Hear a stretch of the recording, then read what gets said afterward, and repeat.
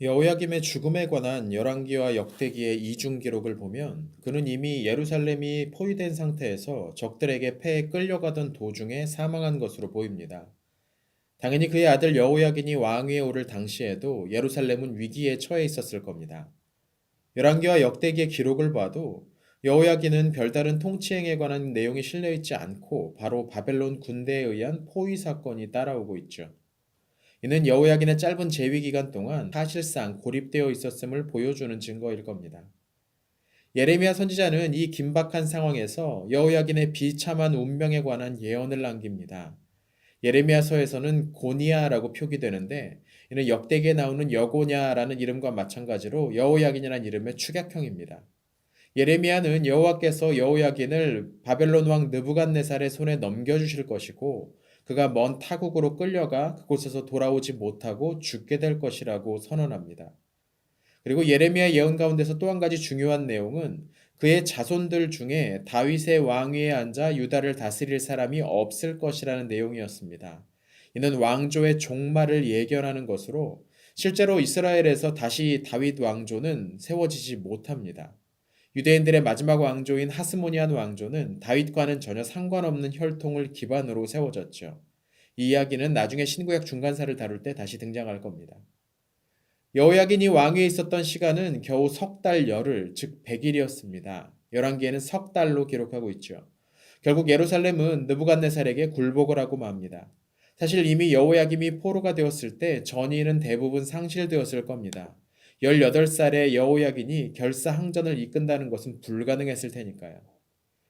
BC 597년 봄, 여호야긴은 느부갓네살의 포로가 되어 바벨론으로 끌려가게 됩니다. 그리고 이때 느부갓네살은 수많은 사람들을 포로로 잡아서 본국으로 데려가죠. 열왕기에는 이때 잡혀간 사람들이 용사 7천에 장인과 대장장이 1000명, 그리고 싸울 만한 사람들이었다고 기록하고 있는데 이른바 2차 포로가 바로 이 시기에 있었던 일입니다. 그리고 이때 제사장 가문의 일원이었던 에스겔도 이 행렬 안에 포함되어 있었습니다. 느부갓네살은 여호야긴 대신에 요시아의 또 다른 아들이었던 시드기야를 새 왕으로 세웠습니다. 앞서 여호아스와 여호야김이 왕위 계승을 두고 긴장 관계에 있었을 때는 아직 나이가 어렸기 때문에 배제되었었지만 이제 그의 나이도 21살이 되어 있었습니다. 그런 여호아스와 어머니가 같았죠. 이로써 요시아의 세 아들이 모두 왕위에 오르게 된 셈입니다. 느부갓네살이 굳이 시드기야를 왕위에 앉힌 것은 아마도 백성들을 바로 직접 통치할 때 일어날 수 있는 반발을 누그러뜨리기 위한 조치가 아니었나 싶습니다. 어찌되었던 시드기야는 요시야의 아들이라는 이점을 가지고 있었기 때문이죠. 하지만 백성들은 바벨론에 의해 세워진 시드기야를 정통성 있는 왕으로 여기지 않았습니다. 대신 바벨론으로 끌려간 18살의 여호야긴에게 보다 큰 애착을 보였죠.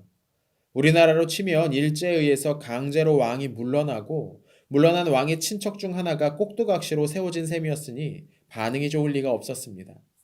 실제로 에스겔서를 보면 포로가 된 백성들은 여호야긴이 끌려간 해부터 연수를 계산하기 시작했고 앞서 예레미야가 예언했던 70년이 되면 여호야긴과 함께 고국으로 돌아갈 수 있을 것이라는 기대를 하기도 했던 것 같습니다. 새롭게 왕이 된 시드기야의 상황을 한번 생각해 보죠. 21살의 왕위에 오른 시드기야는 나이도 어렸고 정치 경험도 전무한 상태였을 겁니다. 친형인 여호아스가 이집트로 끌려가 생사를 알 수 없게 된 이후로 그는 오랜 침묵 속에서 살아왔을 게 분명합니다. 그리고 바로 얼마 전까지 배다른 형과 그 아들이 통치하고 있던 상황에서 이들 사이의 관계가 어땠는지는 알려져 있지 않지만 그리 편안한 상황은 아니었을 겁니다. 이런 상황에서 시드기야의 편이라고 할 만한 세력이 있었을 리 만무합니다. 그의 왕궁은 복잡한 정치적 이해관계로 갈등이 일어나고 있었지만 우유부단한 성격이었던 시드기야는 이를 통제할 힘이 없었습니다. 때문에 바벨론에 의해 세워진 정부에서 반바벨론적 움직임들이 일어나도 어찌할 수가 없었습니다. 시드기야 재위 4년째 되던 해인 BC 593년 하나냐라는 인물이 여호와께서 잡혀갔던 사람들과 성전에 빼앗긴 기물들을 2년 안에 돌려받게 하실 것이라고 주장합니다. 이 발언은 성전 안에서 일어났는데 마침 그 자리에 예레미야 선지자도 있었습니다. 그는 하나님의 말을 반박하면서 그의 주장이 틀렸으며 더 많은 재앙이 임할 것이라고 예언합니다. 이 시기 시드기야의 왕궁은 바벨론의 지배에서 벗어나야 된다고 주장했던 반바벨론파와 예레미야 의견을 따르면서 지금은 바벨론에게 굴복해야 할 때라고 주장하는 신하들이 대립하고 있었습니다. 이 당시 예레미야는 단순히 선지자로서만이 아니라 정치 지도자로서의 모습도 보여주는 것 같습니다. 이 시기 그의 잦은 구금은 정적들에 의한 정치적 탄압의 성격도 있었던 겁니다. 하지만 시드기야는 당장 바벨론에 반항하지는 않았습니다. 오히려 여러 차례 바벨론으로 사신들을 보내서 충성을 다짐하는 편지를 바쳤습니다. 예레미야는 바벨론으로 끌려간 사람들에게도 계속 편지를 보냈는데 이 편지를 전달했던 것도 이 사신단으로 오고 가던 일행들이었습니다. BC 589년 이집트 26왕조에서 와히브레라는 인물이 새로운 파라오로 즉위합니다. 그리스어에서 따온 영어식 발음으로는 아프리에스라고 부르기도 하죠. 또 예레미야 44장 3절에는 호브라라고 불리고 있는데 바로 이 와히브레를 가리킵니다.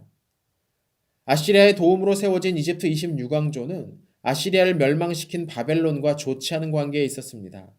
와이브레는 적극적으로 바벨론이 지배하고 있었던 가나안 지역으로 군사 원정을 했고 실제로 두로와 시돈 등에 있는 페니키아 지역을 상당 기간 공격했다고 합니다. 시드기야 왕국 내에 있었던 반바벨론파는 그런 와이브레와 손을 잡고 바벨론에 대항할 것을 주장합니다. 시드기야는 왕국 내 반바벨론파 신하들에 이끌려서 결국 와이브레와 손을 잡고 바벨론과의 관계를 끊어버렸습니다. 물론 이건 잘못된 선택이었죠. 그의 기대는 지나치게 낙관적인 전망에 근거한 것이었고 바벨론의 느부갓네살은 그런 소망을 여지없이 깨뜨려 버렸습니다. 시드기야의 이런 시도는 바벨론 땅에 끌려가 있던 사람들에게도 전해졌던 것 같습니다. 에스겔은 이집트와 연합하려는 시도가 결국 실패하고 왕국의 멸망을 앞당기게 될 것이라고 예언하기도 합니다. 시드기야 9년째인 BC 588년 느부갓네살은 마치 기다렸다는 듯이 군대를 편성해 서쪽으로 보냈고 BC 588년 1월 15일 예루살렘은 바벨론 군대에 포위되기 시작합니다. 물론 이전에도 예루살렘은 여러 차례 포위되고 약탈됐습니다. 하지만 이번에는 온 성의 주민들이 철저하게 항전하려는 자세를 보입니다. 이미 여러 차례 바벨론의 지배에서 벗어나려고 했던 전력이 있었고 느부갓네살도 이번에는 쉽게 넘어가지 않을 것이 분명해 보였기 때문입니다. 또 그들은 이집트가 자신들을 도와줄 것이라고 그러니 조금만 시간을 벌면 된다고 여겼던 것 같습니다. 실제로 와이브레는 어느 정도 군대를 이끌고 예루살렘을 포위하고 있던 바벨론군을 위협했던 것으로 보입니다. 이로 인해 바벨론은 잠시 포위를 풀고 후퇴하기도 했었지요. 그러나 예레미야는 결국 이집트군이 패하고 바벨론에 의해 왕국이 유린당하게 될 것이라고 주장합니다. 그의 말대로 이집트군은 바벨론에게 패하고 본국으로 물러났고 다시 예루살렘은 바벨론 군대에게 포위되었습니다. 그러자 반바벨론파는 일제히 적에게 동조하고 있다는 이유로 예레미야를 탄핵했고 결국 그를 구속시키기에 이릅니다. 이듬해인 BC 587년의 어느 날이었습니다. 하지만 예레미야는 무작정 왕국에 대해 부정적인 예언만 했던 것은 아니었죠. 그 같은 해에 그는 고향인 아나돗에 있는 땅을 구입함으로써 때가 되면 하나님께서 이 민족을 다시 회복시키실 것임을 보여주었습니다.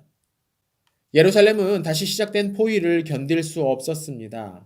BC 586년 7월 18일 시드기야는 측근들과 함께 예루살렘을 몰래 빠져나가려고 시도합니다.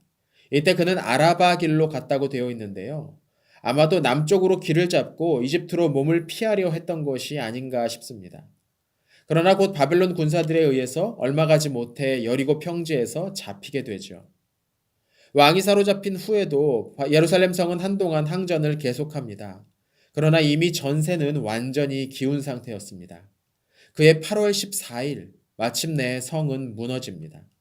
성전과 왕궁을 비롯한 주요 건물들은 모두 불살라졌고 성 전체가 약탈되었습니다.